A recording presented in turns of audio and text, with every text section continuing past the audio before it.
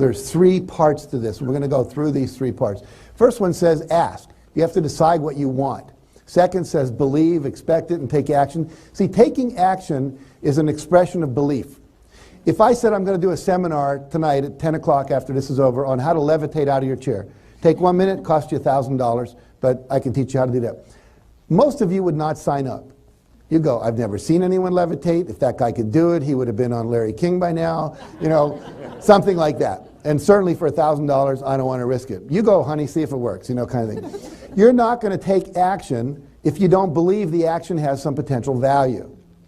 So every time you take an action, you know, the Bible talks about acts of faith. You have faith, so you act. You act without being able to see. And so the faith part, the belief part of this has to do with action. Action falls into that segment. And then finally, you have to receive. In other words, you could order something from a store, Amazon.com, let's say, and you have to have what? A post box or an address where they give it to you. If you order a couch and you say, leave it in my mailbox, they go, your mailbox is not big enough. And so that's the metaphor here. If you order something from the universe, but your space, your emotional space, your sense of abundance, your vibrational, we call it the vibrational match. You have to match vibrationally that which you're attracting in your life. If it's not big enough, they can't deliver it. So if I want more abundance, I have to be acting how? Abundantly. If I want more love, I need to be giving love. If I want more joy, I need to be in a joyful state. If I want more friends, I need to be a friend. Okay, so we're going to break this down and look at each of these 3 areas here.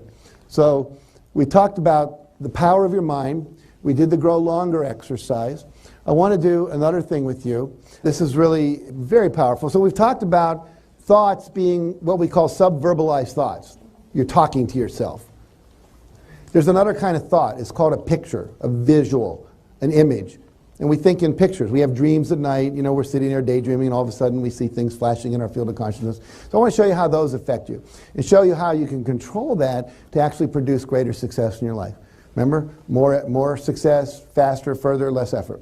So I'd like everybody to stand up and put your things on the chair or to the side so you're not holding anything. I want your hands to be free.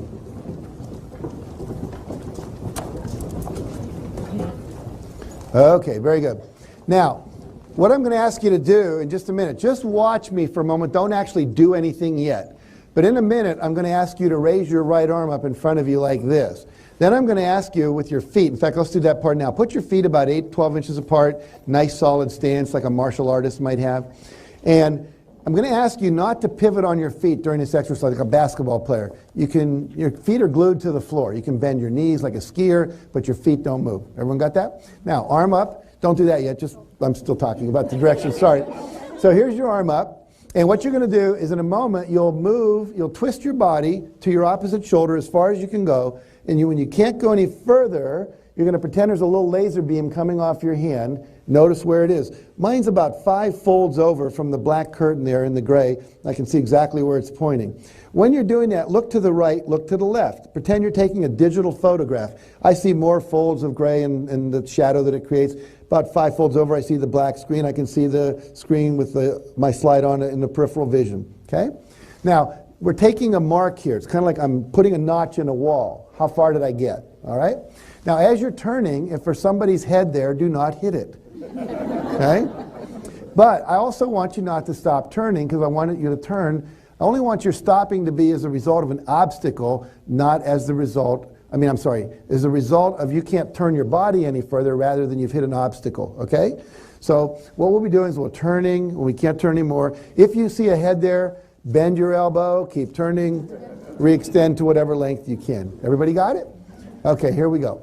So arms up, and you're going to go ahead and turn as far as you can. When you can't turn any further, notice where your hand is pointing. Take a little digital photograph, lock it in, little laser beam off there, and then when you're ready, come on back to the middle. Take as long as you need. Now, if you have a little stitch in your side there, it means more stretching is part of your life, okay? All right, now if you will, just close your eyes for a second, and I'll show you the power of visualization to transform your life. With your eyes closed, just imagine, don't actually move any part of your body now. We're just going to imagine this. Imagine, feel it Imagine it, see it, but don't actually move anything. Imagine you're lifting that same arm up. Imagine you're moving it across your body in the same direction as before. But this time, when you get to the spot you stopped, you're magically able to go another foot to 2 feet further. There's no effort, there's no strain, there's no pain. You're just able to go further.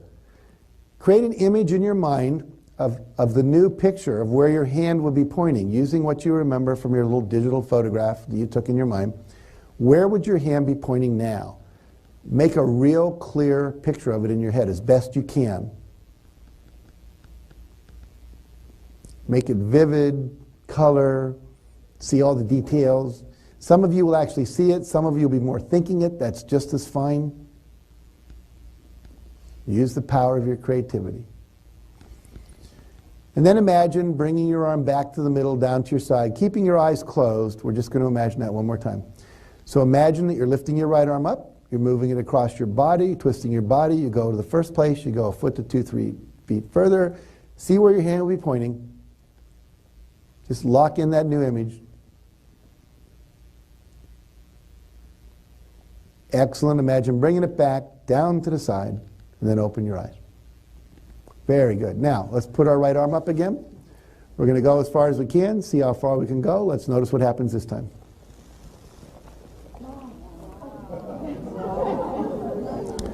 And then come on back. By show of hands, how many of you went further? No, no, no, no, no, no, no. We're back to that. Okay, take a seat real quick.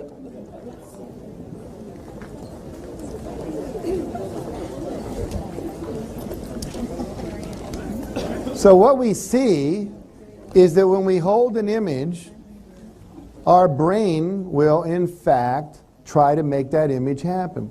Aristotle, 2,000 years ago, said the brain is a teleological mechanism, or the mind is a teleological mechanism. What is that word? It's a fancy Greek word for goal-seeking.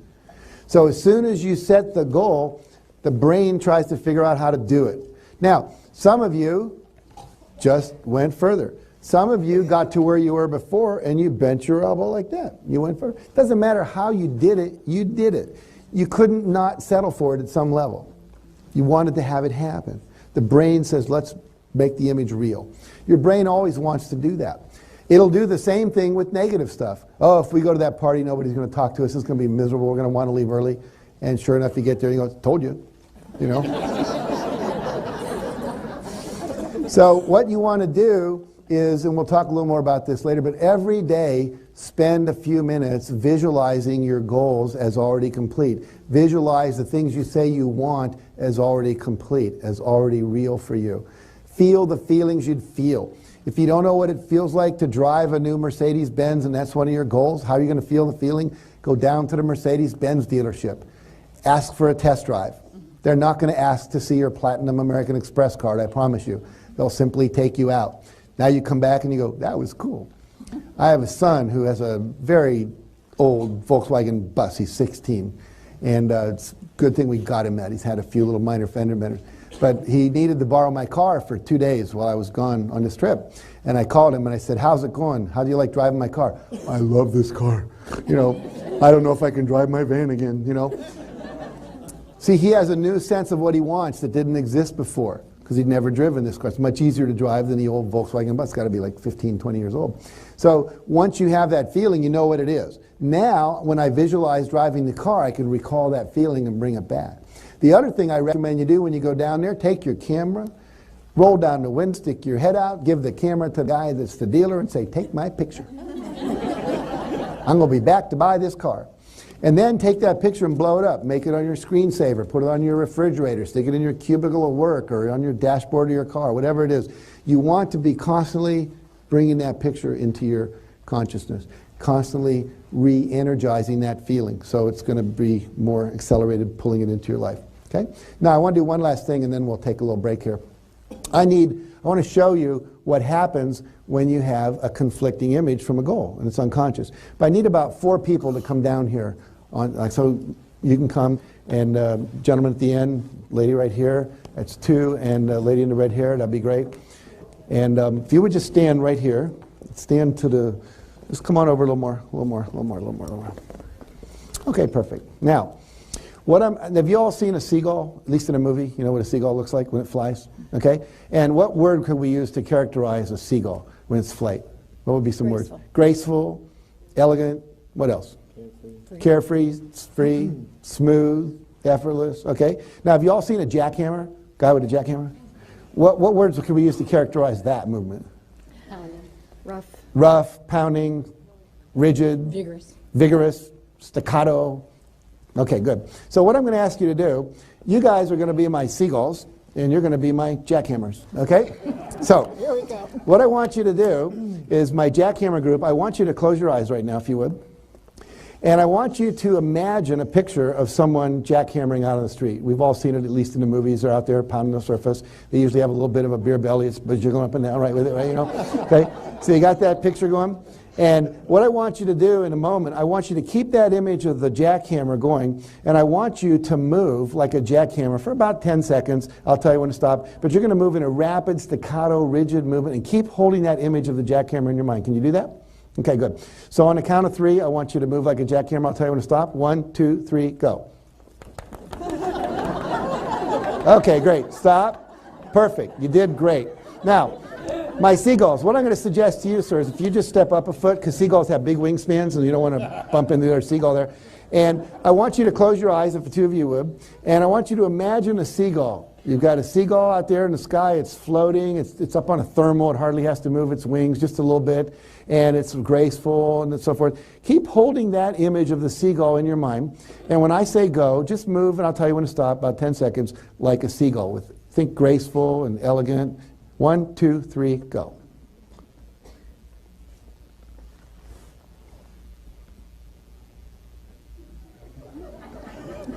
Okay, very good. That's great. Good job. Now we're going to come back to my jackhammer group. Now it gets interesting. So assume your positions, jackhammers. And what I want you to do, I want you to keep the image of the jackhammer in your head. Okay? Pretend that if you stopped thinking and visualizing the jackhammer, you die. It's that important to not let go of the image. Okay? So keep that image in your mind. But what I'm going to ask you to do, in fact, close your eyes right now. Get the image of the jackhammer in your mind. But what I want you to do while you're holding on to that image, and don't let go for anything, I want you to move like a seagull. Ready? 1, 2, 3, go.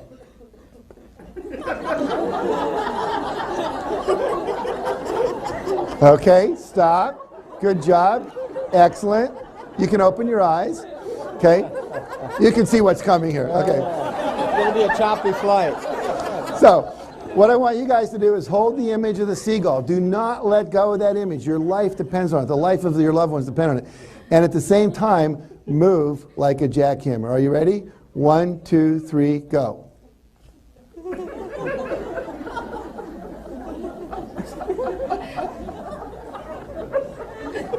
Okay, stop. Good. Now, just very quickly, what was one word that would describe what you were experiencing while you were doing that? Chaos. Chaos. How about you? Humility. Humility. It's difficult, right? And what would you describe? Well, how were you feeling when you were doing that? Unnatural. Unnatural. What were you feeling? Frustration. Frustration. How many of you have ever felt frustration, felt difficult, challenged, all those kind of words that they said when you set out to do something and it feels like you're a jackhammer trying to be a seagull, or a seagull trying to be a jackhammer. When you have not created the image of what it would look like when you get there and really put that fully into your mind, the old image of who you were or how you were succeeding is in the way of your behavior, and you end up looking like this instead of whatever it is you're trying to do. Does that make sense? Okay. Say it again, she said.